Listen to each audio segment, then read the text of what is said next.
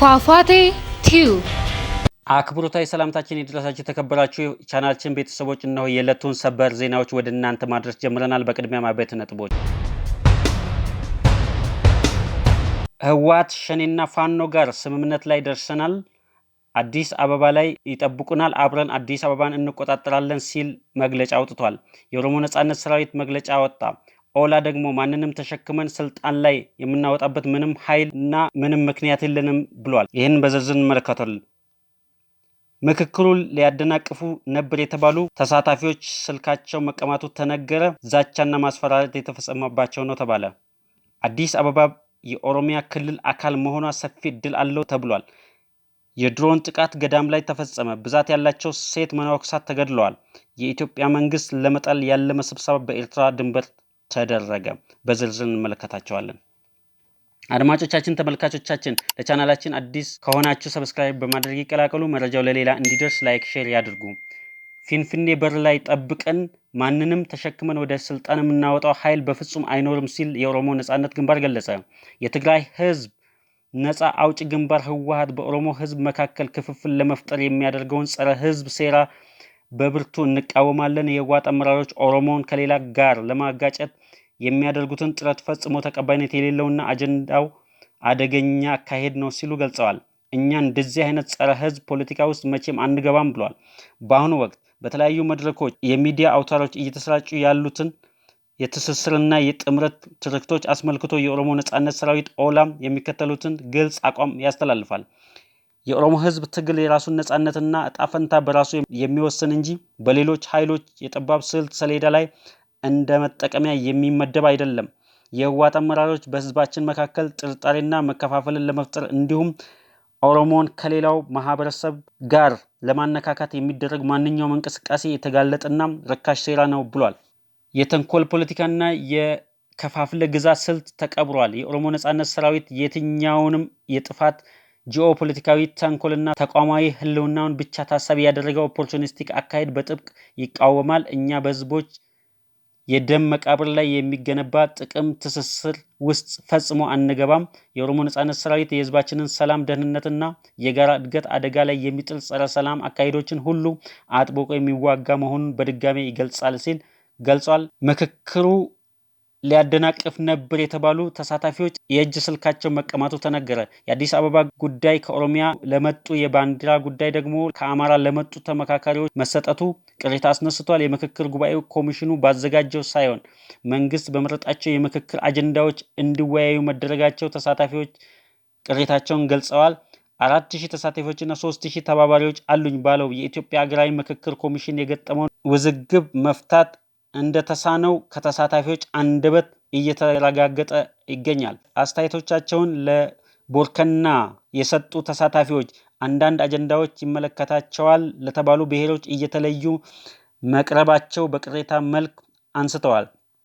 ከኦሮሚያ ክልል ለመጡት ተሳታፊዎች የአዲስ አበባና የድሬዳዋን ጉዳይ ላይ ብቻ እንዲመካከሩ መደረጉና ከአማራ ክልል ለመጡት ደግሞ የህገ መንግስትና የባንዲራ ጉዳይ ላይ ብቻ እንዲመክሩ መደረጉ በመግለጽ አሳታፊነቱና አካታችነቱ ላይ ጥያቄ መነሳቱን ተናግረዋል።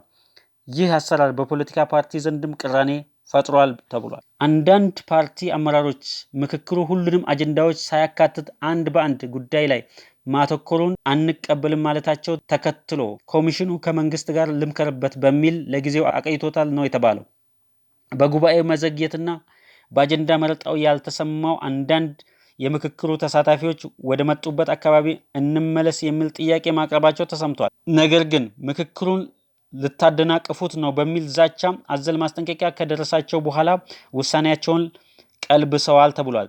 ከዚህ ክስተት በኋላ በጸጥታ ኃይሎች ስልካቸው የተወሰደባቸውና እንዳይጠቀሙ የተከለከሉ ተሳታፊዎች እንዳሉ ተገልጿል። የምክክር ጉባኤው መዘግየት ምክንያትም አለመግባባቶች መሆናቸው ተገልጿል። አዲስ አበባ የኦሮሚያ አካል የመሆን እድሉ ሰፊ ነው ተባለ። ሀገራዊ የምክክር ጉባኤ 7ኛ ቀኑን ባስቆጠረበት ሐምሌ 14 ቀን 2018 ተመካካሪዎች በተመደቡበት አጀንዳ ዙሪያ 10 ተመካካሪዎች በሚይዘው ጥቃቅን ቡድን ደረጃ ምክክራቸውን አካሂደዋል። ይህ የምክክር ሂደት ለ3 ቀናት ያህል እንደሚቆይ ሀገራዊ ምክክር ኮሚሽኑ ለተመካካሪዎች ባቀረበው የስራ ቡድን የምክክር ስልት ሰነድ ላይ የተመላከተ ቢሆንም ከ6 በላይ ንዑስ አጀንዳዎች ያሏቸው አጀንዳዎች ላይ እየተመካከሩ የሚገኙት ቡድኖች በተቀመጠው ጊዜ ሂደቱን ላያጠናቅቅ እንደሚችሉ ዋዜማ ሬዲዮ ዘግቧል። ኮሚሽኑ ተመካካሪዎች ባቀረቡት ሀገራዊ ምክክር አጀንዳዎች የውይይት መሪ ጥያቄዎች ሰነድ መሰረት የአዲስ አበባ ህጋዊ አቋም 4 አማራጮች ቀርበውለታል። ተመካካሪዎች 4ቱን አማራጮች በመገምገም የከተማዋን ህጋዊ አቋም በተመለከተ ምክረ ሀሳብ እንደሚያመነጩ የሚጠበቅ ሲሆን በሰነዱ ከተዘረዘሩት አማራጮች ውጪ ተጨማሪ አማራጭ ማቅረብ ስለመቻል አለመቻሉ ሰነዱ አያመለክትም። አዲስ አበባን ሲቲ ስቴት ማድረግ ወይም ራስ ገዝ ማድረግ አንደኛው ሲሆን ሁለተኛው ራሷን የቻለች ክልል ማድረግ፣ ሶስተኛው የፌዴራል አካል ማድረግ፣ አራተኛው የኦሮሚያ ክልል አካል ማድረግ የሚሉ በሰነዱ የቀረቡ አማራጮች ናቸው። አዲስ አበባ ከኦሮሚያ ክልል ጋር ያላት ግንኙነት፣ የከተማዋ በጀት ድርሻ ላይ፣ የፌዴራል ዋና ከተማ ጉዳይ፣ የአዲስ አበባ ፖሊስና ፍርድ ቤት ጉዳይ፣ የከተማዋ ወሰንና የቦታዎች ስያሜዎች፣ የከተማዋ የስራ ቋንቋ እንዲሁም የከተማዋ ታሪካዊ ቅርሶች አካታችነት ጉዳይ ጥያቄዎች የተዘጋጀላቸው ምክክር ንዑስ አጀንዳዎች ሆነው በሰነዱ ቀርበዋል። አዲስ አበባ በፌዴራል መንግስት ላይ ስለሚኖራት ውክልናና የፌዴሬሽን ምክር ቤት ውክልና ጉዳይ ግን በንዑስ አጀንዳ ሳይካተቱ ቀርተዋል ተብሏል። ነገር ግን አሁን እየመጡ ባሉ መረጃዎች አዲስ አበባ የኦሮሚያ አካል ለማድረግ የሚደረገው ግፊት እያየለ መምጣቱ እየተነገረ ይገኛል። ገዳሙ በድሮን ተመታ። በአማራ ክልል ደቡብ ወሎ ዞን መካነ ሰላም የሚገኝ አርሴማ አንድነት ገዳም በድሮን ጥቃት ብዙ መነኮሳት መገደላቸው ተሰማ። በምዕራብ ወሎ ቀጠና መካነ ሰላም በአባይ ወንዝ ዳርቻ የሚገኘው አባይ ገዳም አስቀጤስ የሰማዕቷ ቅድስት አርሴማ አንድነት ገዳም ተብሎ የሚጠራው ቦታ ላይ በተፈጸመው የድሮን ጥቃት ምክንያት በገዳሙ ውስጥ በሚኖሩ ሴት መነኮሳት ላይ ከፍተኛ የሞት አደጋ መፈጸሙ ተሰምቷል። ጥቃቱ የተፈጸመው በአካባቢው የፋኖ ታጣቂዎች ከትመዋል በሚል የተሳሳተ መረጃ እንደሆነም የተጠቀሰ ሲሆን በቦታው አንድም የፋኖ ታጣቂዎች እንደሌሉና ጉዳቱ በገዳሙና በገዳሙ ውስጥ በሚገኙ መነኮሳት ላይ መሆኑን ተረጋግጧል። የኤርትራ መንግስት ለወታደራዊ ዓላማ ብቻ ወደ ትግራይ ክልል ነዳጅ እያስገባ መሆኑ ተነገረ። በትግራይ ክልል በኤርትራ በኩል አስገብቷል የተባለው ነዳጅ ለህዝብና ለአስተዳደራዊ አገልግሎት ሳይሆን ለወታደራዊ ዓላማ ብቻ እንዲውል ስምሪት መሰጠቱ ተገልጿል። ይህ ውሳኔ ህወሓት ለአዲስ ጦርነት እየተዘጋጀ መሆኑ የሚያሳይ ተደርጎ ተወስዷል። የነዳጅ በኤርትራ በኩል መግባት ደግሞ በሁለቱ ወገኖች መካከል በግልጽ አዲስ የፖለቲካና የጥቅም ጥምረት መፈጠሩን ያመላከተ ነው ተብሏል።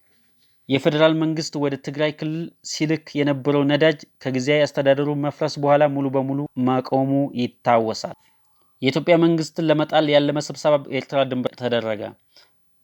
የህወሓት ቡድን መሽኮርመሙን አቆሞ ዓላማውን በግልጽ መናገር ጀምሯል። የብልጽግናውን መንግስት አስወግዳለሁ እያለ ነው።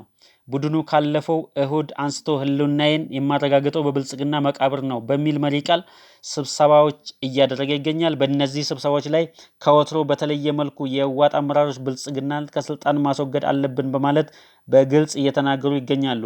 ይህ ጸረ ብልጽግና ስብሰባ ዛሬም ቀጥሎ አቶ አማኑኤል አሰፋ ከኤርትራ ድንበር ቅርብ ርቀት ላይ ብልጽግናን ለመገልበጥ ሲመክሩ ውለዋል። ከኤርትራ ድንበር ቅርብ ርቀት ላይ የምትገኘው አድዋ ከተማ በተደረገው የህዝብ ስብሰባ የትግራይ ህዝብ ህልውና የሚረጋገጠው በብልጽግና መቃብር ላይ ነው በማለት ተናግረዋል። አቶ አማኑኤል ገጥሞናል ካሉት የህልውና አደጋ ለመውጣት በአገዛዙ ምክንያት ህልውናቸው አደጋ ላይ ከወደቁ አጎራባች ህዝቦች ጋር በመተባበር ለመስራት የሚያስችል አሰራር በቡድናቸው ተቀባይነት ማግኘቱን አረጋግጠዋል። አድማጮቻችን፣ ተመልካቾቻችን ለቻናሉ አዲስ የሆናችሁ ሰብስክራይብ በማድረግ ይቀላቀሉን። መረጃው ለሌሎች እንዲደርስ ላይክ፣ ሼር ያድርጉ። ሰናይ ጊዜ